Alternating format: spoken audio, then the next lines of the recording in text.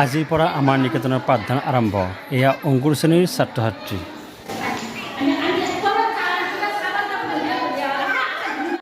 এই কণ কণ ছাত্ৰ ছাত্ৰীক প্ৰাৰ্থনা সভালৈ লৈ যাওঁ বলকচোন।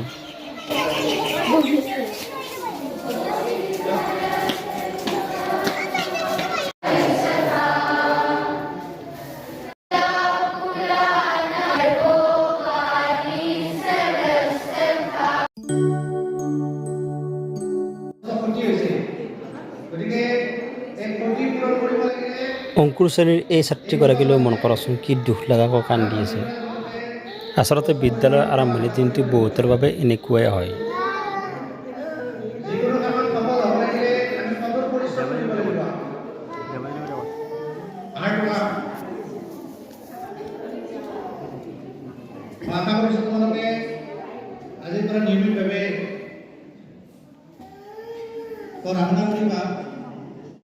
পঢ়া শুনা যাতে সকলোৰে ভাল হয় তাৰ বাবে অকণমান পূজা অৰ্চনা।